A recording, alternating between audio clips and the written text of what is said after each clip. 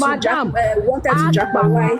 Ask Baba if Baba Falana called him to represent. No, I'm not talking about Baba Falana. This is about the travel. You already excuse me. I mean, Shebi, you have been asking me questions. Akínyìn káàbọ̀ sí orí ìkànnì wa Pillow Space TV channel níbi tí a ti mú gist entertainment wá fún yín ní ọlọ́kan òjọ̀kan ẹ̀yin èèyàn wa mà dúpẹ́ lọ́wọ́ yín akínyìn Karimo òun la gbé padà wá sí orí channel wa iṣẹ́ àrántí Karimo ẹ̀gbọ́n Wunmi ìyàwó Mohbad so òun la gbé padà wá sí orí channel wa àwọn speakers Baba Mohbad àwọn ló ránṣẹ́ pé Karimo wọ́n sì bí léèrè àwọn ọ̀rọ̀ tó ní ṣe pẹ̀lú Wunmi àti Mohbad so ẹ jẹ́ ká jọ lọ gbọ́ ohun tí ó fẹ́ sọ tẹ́ bá lè ti ń gbọ́ ẹ má gbàgbé kẹ́ bá wa subscribe kẹ́ bá wa like kẹ́ bá wa share kẹ́ bá wa comment ẹ ṣeun.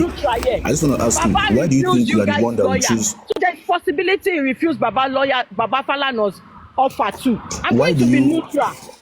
Why do you think that you are in position to choose a lawyer for Mr. Loba? When you people you are dragging him already and you expect about to collect that number? Why do you think that you are in position? You are the one that unless can you don't want choose. to be neutral. Tell about one neutral. Okay, so my own question is this.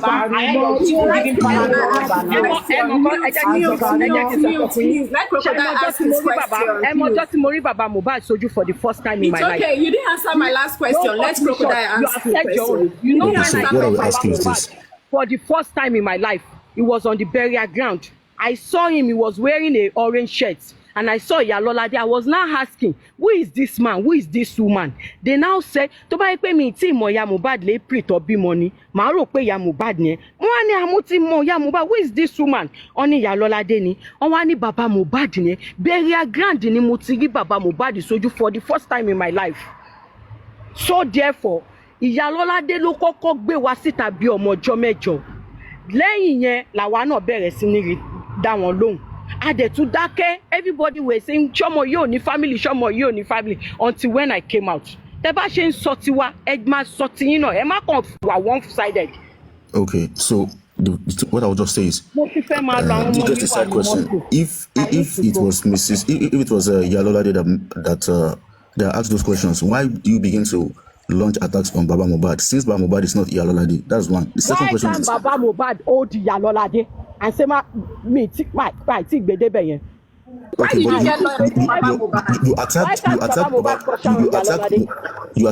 Loba. Baba Mohbad caution Iyalolade. No, you attacked Mr. Loba.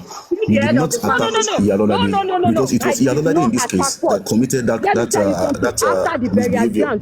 They now went home again. Ní interview tó ṣe nínú living room. Tó ní ẹ wo létí mò ń gbé. Remember we were attacked there too. Lẹ́yìn interview ẹ wo létí mò ń gbé yẹn. If you really want to say the truth, go and check again. Iyalolade came out first on the burial ground. Baba was not there. Baba was across the land.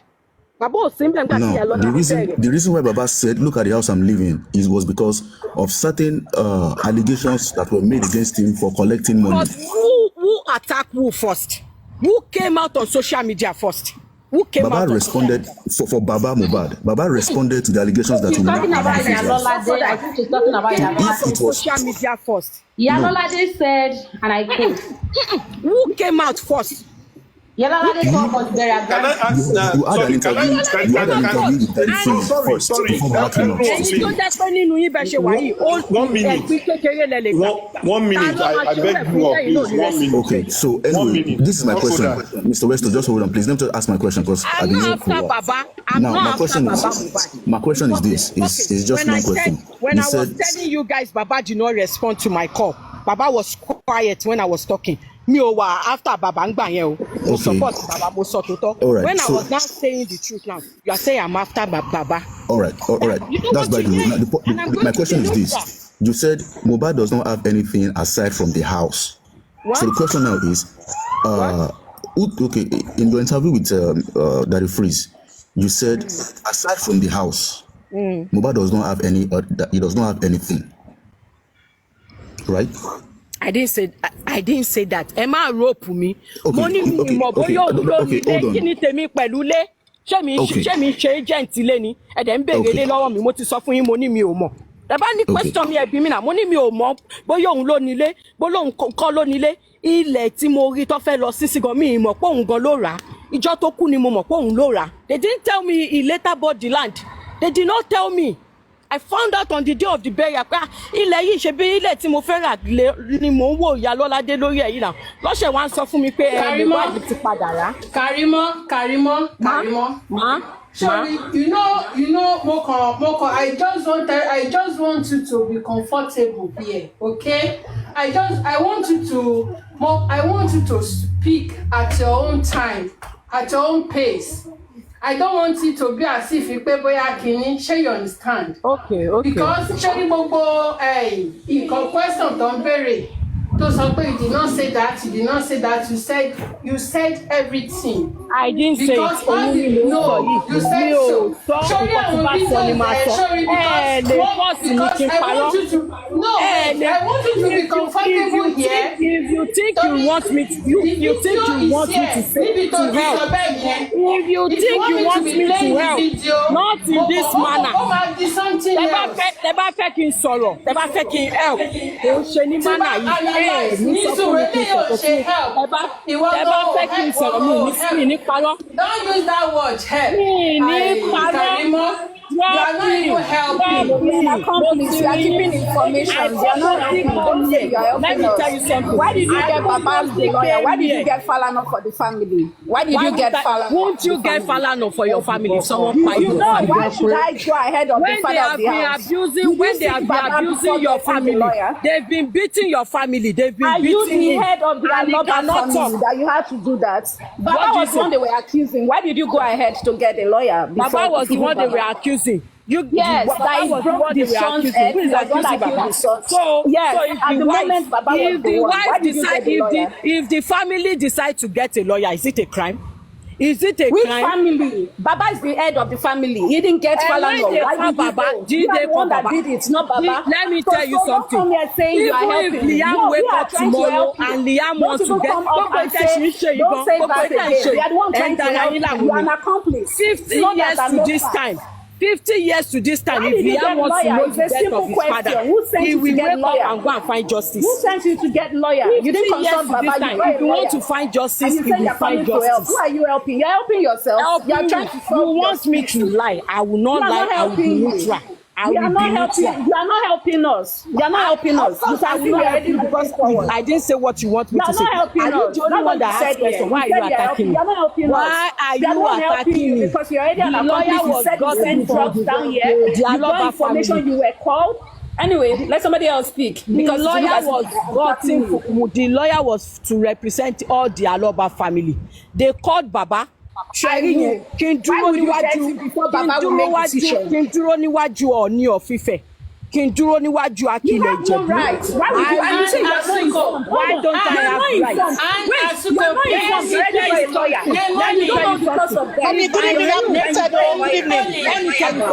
Let me tell you something. If I knew he was being bullied while he was alive, if I know about the bullying, I will get a lawyer from him. I will even go to CNN here in the US. I will advocate for him unlike when Nigeria government tí Mohbad bá kú tí yín bá yín. That is why I am. Tó bá yẹ pé mo mọ̀ pé wọ́n nà kiri bó ṣe ń nà yẹn ni. Tó bá yẹ pé mo mọ̀ ni gbogbo it everybody ń sọ yìí nǹkan tó ṣẹlẹ̀ tó bá yẹ pé mo gbọ́ sí ni. They know me very well. I will come out. I will go to CNN. Èmi lèmi mama bá yín fàmí òpin. I will tell Mohbad to come to America. Fi gbogbo wọn lè kó wọn bọ̀ l'Amẹ́ríkà. Àwọn tó wà ní àwọn olórin tó wà níbí báyìí wọ́n jọ máa kòlábò pẹ̀lú wọn. Ta ló sọ fún Mohbad pé kò lè kòlábò pẹ̀lú Justin Bieber? Ta ló sọ pé kò lè kòlábò pẹ̀lú àwọn top musicians tó wà níbí báyìí? Fi Nàìjíríà tó ń jọ wọ́n lójú fílẹ̀ fún wọn tó ń nù ẹ́ kiri. Tẹ́mi bá mọ̀ pé wọ́n na Mohbad kiri, ṣó ó máa kú bó ṣe kú yẹn ni? Màá jáde fún bí mo ṣe jáde fún Wunmi ni màá jáde fún. Màá dẹ̀ lọ CNN lórí ọ̀rọ̀ yìí gan ṣe rò pé mi ò lọ CNN ni. Pẹ̀lú gbogbo nǹkan tí Nigeria government ti ṣe tí n bá lọ sí CNN headquarter ní New York kí ìṣẹ̀dá Mohbad dá fún mi. I went to CNN headquarter on behalf of this case. Ó tó di pé mo yọ ọwọ́ mi mo yọ ẹsẹ̀ mi nígbà tí mo rí gbogbo nǹkan tí Nigeria government ti ṣe. Ṣé rò pé kò léèyàn ni bí mo ṣe wà yìí ẹ lè rò pé mi jẹ́ nǹkan kan medicine after death olórí burúkú ni ìwọ tó sọ yẹn. Pé mi ò mọ̀ pé ó ń jìyà ó ń jẹ ìyà tó jẹ yẹn. Tó bá yẹ pé mo mọ̀ pé wọ́n nà ṣeré ni tó bá yẹ pé mo mọ̀ ní ó máa fi Nàìjíríà lẹ̀ á wá bẹ̀rẹ̀ fan base ẹ̀ láàbroad àwọn tí Nàìjíríà gan ló máa bẹ̀ kán tó wá collabo pẹ̀lú ẹ̀ kí ni mi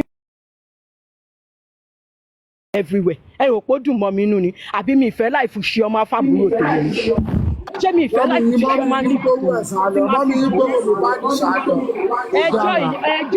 ẹjọ́ wọn ni ìgbà tọ́jọ́ yára wọn lówó mi síbẹ̀ ẹni tó bá yáwó lọ́wọ́ ẹ̀ kan gbowó lọ́wọ́ ẹ̀ síbẹ̀ tó bá yá lọ́wọ́ ẹ̀ kan gbà lọ́wọ́ wọn tó bá ní evidence kan gba gbogbo owó wọn lọ́wọ́ wọn àbí wọ́n sọ pé Karimo yáwó wọ́n sọ pé Karimo jẹ́wọ́ náírà ní owó Mohbad èmi ò ń jẹ̀jẹ̀kújẹ gbogbo nǹkan Mohbad tó bá yá wọ́n sọ tó bá ní evidence kan gbowó wọn lọ́wọ́ wọn.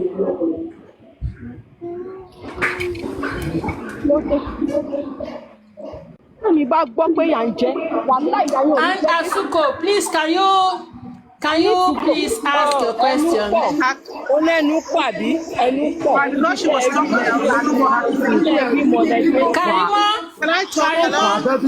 Karimo. Wunmi lọ sẹ́ńbàsì. Kí ló dé tí mi ò lè fi tó mọ pépà wọ̀kì tí mò ń ṣe tẹ́lẹ̀ kọ́rọ̀ kó tó dé ni. Okay, Obaro, ask your question.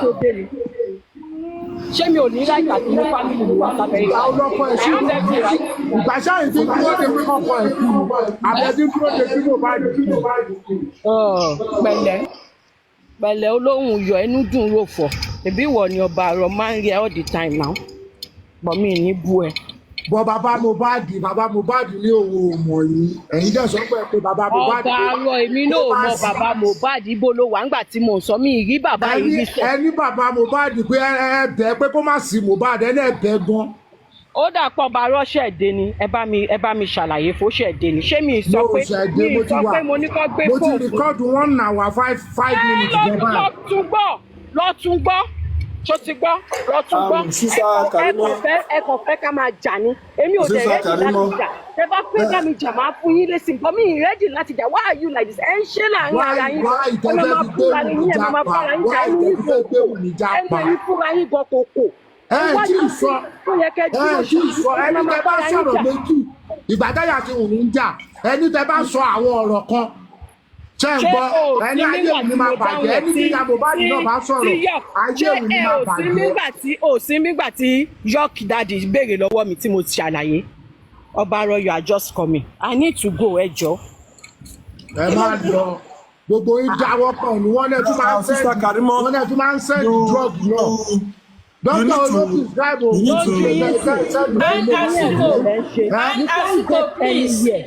If you can't get anywhere if you continue like this, lójú yín sí ẹ̀ ń ṣẹ̀fẹ̀. A máa jẹ́ ẹ̀jẹ̀ torí Nàìjíríà máa dá sí Nàìjíríà. Ẹ fi Karimo ṣe yẹ̀yẹ́ ṣe gbogbo ẹ̀. Ẹ mọ̀ yẹn dájú, wọ́n máa pa àwọn mi ni. Let me tell you something. You know the only reason why I went to Yeye Kudi? Do you know why? Because ọ̀hún ara tí wọ́n balẹ̀ wọn ò ṣe bẹ́ẹ̀ yín ṣe ń ṣe ọlọ́run ọba and láàrin wait láàrin ara yín bọ̀ ara mi ò yá jẹ́ ń bọ́lẹ̀ ó lè fa mi. anybody inú yín bá ṣe mistake báyìí tó bá ṣe mistake ẹ máa dúdú àgbẹ̀ ẹ máa gbà ẹ máa fi ọ̀gbẹ́ni ẹ ti ṣe nìyí. So Karimo káre o sọ̀rọ̀sọ̀rọ̀ Karimo sọ̀rọ̀sọ̀rọ̀ kó rántí ẹni tó mọ̀ gbọ́ o so ara tiwa ni ò wá balẹ̀ àbí. Ara wa ló balẹ̀ Karimo sísá kọfí ṣé bọ́ ṣe ń bù nìyẹn náà dá. Èmi akọmọdé àwọn justice ọmọ bàjẹ́ bí. ṣé mo gbogbo nǹkan tí mo ti sọ bí bàṣẹ́ yìí lẹ pè mí ṣé bọ́ ṣe ń bù nìyẹn dá ẹ fẹ́ mọ̀ wọ́ ẹ wá ẹyọ pankẹ́rẹ́tì amúlétì ìgbẹ́.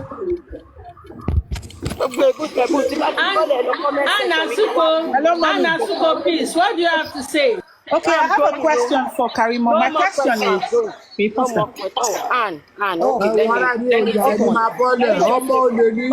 my question is. Okay, let me go for what you just said. Let me go, please. No, don't go now, please, Karimo, please. Don't curse her yet now. Don't do that. Now. She's trying to talk.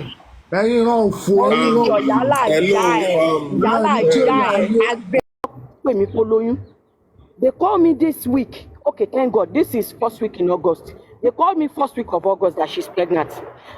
The following week, they called me that she had a baby. Then I was like, Shaman lóyún lóṣù kan bímọ lóṣù kan ni. Mo dẹ̀ gbèsè gbé pé mi ò lè bínú jọ Ọlọ́run máa kí kankan ṣe ọ̀tá ọmọ. Wọ́n lé ẹ̀gbọ́n ẹ̀ nínú ẹ̀ ò dùn sí tí ó bímọ. Ibi tí mo ti ń ṣe fídíò call ni mo ti rí ìyá Mohbad tí ń bá parọ́ kọ́lọ́n kó dá ẹjọ́ fún mi. Ṣẹ́gẹ̀t ibi tí mo ti ń ṣe fídíò call pé jẹ́ kí n kí Liam mo wá rí pé ìyá Mohbad wá síbẹ̀ àti grandma wọn. Ó dẹ̀ ṣe sọ pé kí n meet ìyá ọkọ òun. Mo dẹ̀ kúnlẹ̀ ẹsẹ̀ mi méjèèjì l'Amẹ́ríkà ń bí báyìí. Mo kúnlẹ̀ ẹsẹ̀ mi tó bá wùn yín kẹ́ sọ pé mò ń parọ́ ẹ̀yin lẹ mọ̀. Mo kúnlẹ̀ ẹsẹ̀ mi méjèèjì l'Amẹ́ríkà báyìí. Mo ní grandma ẹ̀yin ni àna wa màá wá mú yín pẹ̀lẹ́pẹ̀lẹ́ tí n bá wálé. Ṣé mọ̀ pé mi ò lè náǹfààní àti bá bàbá sọ̀rọ̀ tó ráwọn àti bàbá ò sí in good times. Èmi ò gan mọ̀ pé jà wà láàrin wọn bọ̀dá Láti. Mi ò mọ̀ ẹni tó ń jẹ́ bàbá Mohbad. Mo mọ̀ ìyá Mohbad ní April ọbí Liam. Ẹjọ́ èmi fẹ́ bèrè pẹ́sàn fún ẹ má bínú. Ẹjọ́ má bínú. Karimo answer embassy yẹn o. Yeah, she will answer later. Me, I want to ask her so she can answer together. DJ YK, ignore the comment section. That you want to believe. Karimo, ignore the comment section. Gbogbo nǹkan tá à ń ṣe lókè ń bíbá yìí, a fẹ́ rí nǹkan kan dì mú ni. You are saying DJ YK. Bàdẹ̀ sọ pé ẹ fẹ́ jà púpọ̀. Karimo, ó ti tó mo ní pé kó má ka kọ́mẹ́ǹtì mọ́ kí ló dé gan. Sister Karimo. Are you missing now? What's I want to ask one question. Can I ask my question? My question was not answered. Edmond Latu, can you hold on, please? She said recently when... Okay, thank you. You said recently when you were having back and forth with your alleged sister, you said if Mama should come out, if Mama bá sọ ọ̀rọ̀ tó bá line up tó sọ̀rọ̀. Okay, each time Mama come out, don't Mama usually say, "Wọ́n jẹ́ kí n gbé Liam, wọ́n jọ fún mi gbé ni." Don't she say things like that? Don't she say things like that? Kí ló dé tó jẹ́ pé I'm trying to tell you what is going on. Even you people here, you know much. You know why you know much? You're probably talking to one of the family. I don't know anything until when he died. So hold on, ma. Sorry. If you're trying to say that you're talking as regards to Liam, now can we prep further? I want to agree with you with what you just said now. If I'm agreeing with what you just said, that it's because of Liam issue. Can we now say the reason why Mama Mohbad was not allowed to do the grandma for Liam was because Liam is not the grandchild of Iya Mohbad? No. I'm not going to go there. Mother-in-law and daughter-in-law fight. The reason behind their fight, I don't know. I'm married too. I'm not perfect in my marriage. You're long. So I don't know anything. Even the fight of Mr. Loba and Wunmi, I don't know anything about it. That of Iya Mohbad, and I will tell you categorically, nǹkan tó fà tó fi ń ṣépè fún mi dọjọ́ tòní, I confronted them. Pé ìgbà tẹ́mi fẹ́ bímọ èmi àti yọkọ mi lájọ wọlé ballroom. Níbo ló ti ń ṣe ńlẹ̀ Yorùbá tí o máa bímọ tẹ́ ẹ̀ ní jẹ́ kí ìyá ọmọ fọwọ́ kan mọ́. Ẹ bá fẹ́ gbọ́ lè ní kẹ́ gbọ́ ìdí tó fi ń bá mi jà nìyẹn.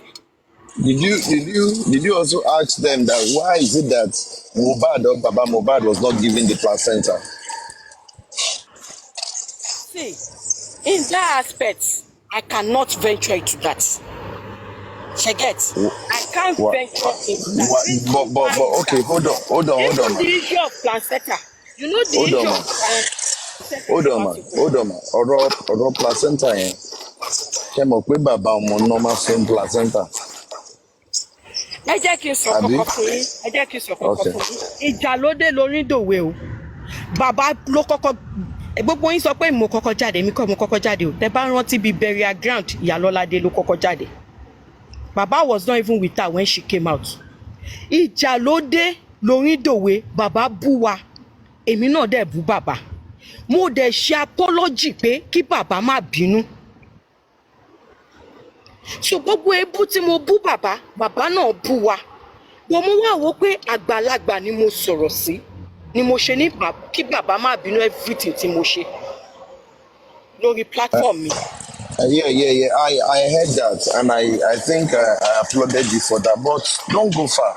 You also said. Let me tell you something. Ọmọ Hold on. Yorùbá ni mí. Hold on. You also. Mo toro lóhùn gan. Ó lóhùn tẹ́yìn máa. Wait. This question is very important o. Wọn kì í fi ìka ṣoko. If the baba ọkọ want to say he want to bury the placenta, nǹkan tẹ́mi rí pé wọ́n ti ọmọdé bọ̀ ni pé tẹ́ ẹ̀ bá fẹ́ kàn sí síbi táwọn orogún tó kù wà, ìwọ ọkọ bóyá ìfọ̀rọ̀làgbàlagbà náà ni, ìwọ ọkọ tẹ̀lé bàbá ẹ̀ bóyá lẹ́ẹ̀kan tó ra kan síbì kan ni, ìwọ àti bàbá ẹ̀ lọ sí síbẹ̀, ó dẹ̀ wà láàrin ìwọ àti bàbá ẹ̀. Ṣẹ́gẹ̀t. But hold on, please. Let me just the final note. But you said, now again, you said if you could remember that maybe they used to mistakenly exchange baby in the hospital. Don't say that. Let me clear that one. Mo reporting calculate that I said they exchanged the yam. I didn't say that. This is what I was trying to do. I'm not saying I'm not saying you said that. I didn't say. I'm not saying you said Liam. Why convince should be example? That's what I said. I said even at the hospital, Elomi derive fun. Because I'm in the medical field, I know what goes on. Elomi derive. If I'm not you, I'm just saying. I'm not saying our own situation. A lot of omuleni come so pon mo ale wa fo oko won. Àwọn staff mi tí ó jẹ́ pé wọ́n wà evil, they derive joy in it by exchanging baby.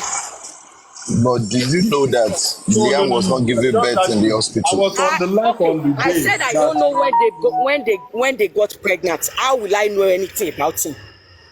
But I was on that live where you said they want to do DNA. They want to do what? The Liam DNA, they're asking for paternity and so on. And you said they want to mention your mother. Kò sí ẹ wo bí kò sí bẹ́ẹ̀ ṣe lè bí question lọ́wọ́ mi ló pa wọ́n mọ́ra mi. Nǹkan tí n bá sọ ni màá sọ. Ṣẹ́gẹ̀t. What I okay báwo ẹ jẹ́ ká ṣe báyìí ká tẹ̀lé pé òótọ́ ló wáyé bẹ́ẹ̀. I will now come out and say Wunmi pààrọ̀ ọmọ ẹ̀. Mr. B wà kẹgbẹ́ àwọn. Ẹ wo náà. Kí n tó bọ́ sílẹ̀, just one question ẹ jọ̀ọ́. Question tí mo fẹ́ bi Karimo, nǹkan tó sọ nírè o, ó ní ìgbà tó fẹ́ ṣe ọ̀rọ̀ físà pé wọ́n dẹ̀ need láti ṣe DNA test bó ṣe put ẹ̀ nìyẹn o, ibi tẹ́mi ṣe gbọ́ DNA. Nǹkan tí mo sọ kọ́ nìyẹn, ẹ má kó bọ̀wọ̀ bọ̀ mí lọ́wọ́. Èmi ìmọ̀ nípa visa kankan, ẹ má rope mi ìmọ̀ nípa visa kankan, wọn ò ṣe visa kankan. Mo ní pé tán bá fẹ́ ṣe visa ní Canada, tán bá fẹ́ ṣe travelling visa, wọ́n máa ń request fún DNA. Ta ni ò tí travel bí báyìí tó ti kọ́ ọmọ àti ìyàwó ẹ̀ travel tán máa ní kó ṣe DNA. Karimo ṣé o mọ̀ pé time tó sọ yìí pé wọ́n máa exchange ọmọ náà ní kíní hospital yẹn, ṣé o mọ̀ pé you said it at the wrong time. At the time that we were looking for Tani Baba Liam, you said so. Sister Coffee, I know. You said so.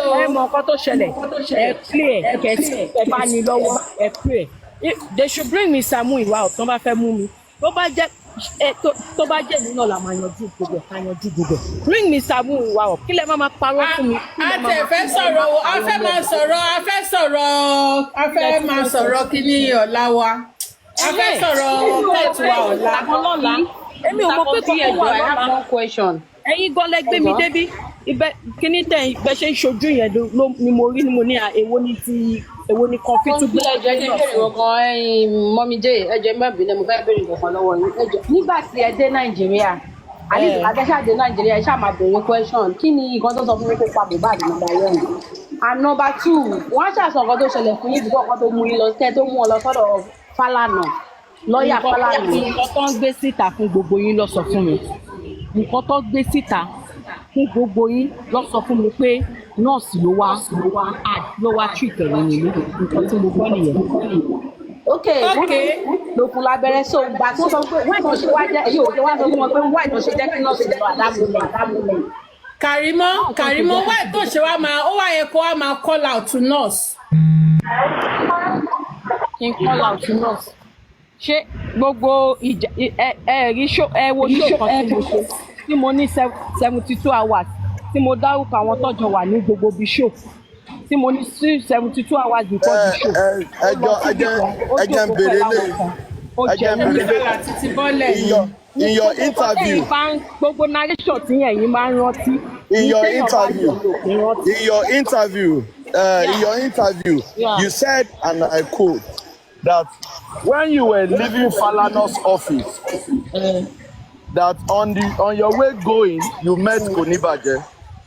That Konibaje stopped you, and you guys came down from the car, and you guys oh, oh God, don't go now. So what happened?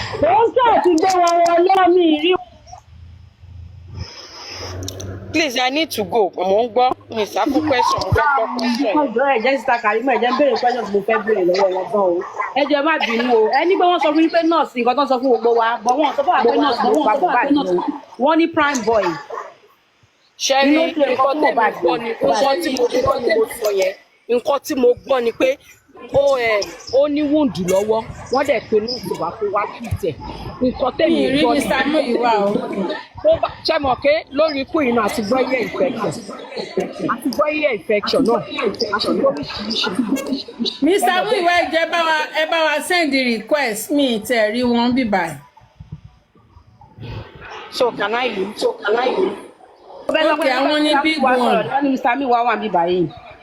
Okay, àwọn ní big one. Okay, máa check. Àwọn ní big one so ẹ lè dúró fún Mr. Muiwa kan. Anyway, nǹkan tẹ́mi kàn fẹ́ sọ síta Karimo. I don't know bóyá ẹ máa change any of ẹ ti sọ earlier bóyá ẹ fẹ́ sọ pé sọ bẹ́ẹ̀ mọ́ just today náà lẹ sọ. Ẹ sọ wípé àkọ́kọ́ ẹ sọ wípé ẹ bá ní opportunity láti take certificate for yín gbogbo àwọn tí wọ́n wà ní crime scene àwọn ni first target yín. Ẹlẹ́ẹ̀kejì ẹ sọ wípé DNA Mohbad kan lọ ṣe. Ẹlẹ́ẹ̀kẹta. Don't rope me. No. Ó ní pé nígbà tí wọn ò mọ cause of death bó ṣe put ẹ̀rí ó ní nígbà tí wọn ò mọ cause of death ó ní so DNA they can do it. Don't misinterpret. Something like that now. I'm not summarizing. I'm not quoting you verbatim. No, you have to quote my words. Don't misinterpret. I just said it that no, if you are not quoting you. No, you interpreted my words. Don't interpret it. So what is your position in regards to DNA? What I'm saying is that if there is a need for it, they can go ahead and then ọmọ tí mo bí mo mọ iye ọmọ tí mo bí ọkọ tèmi ò lè délé ní sípò níbi wá sí DNA olùkójúlówó ọmọ làwọn ọmọ tí mo bí fóònù tó kò lè béèrè DNA lọ́wọ́ mi kò bẹ́ẹ̀ mi ṣe máa dáhùn nínú. Okay, that's fine. So you said if there is need for it, they should go ahead. Then those in the Atowani crime scene, they are also targets, they are suspects. Then there is another one I asked you that I said, what part of this case is the most painful to you?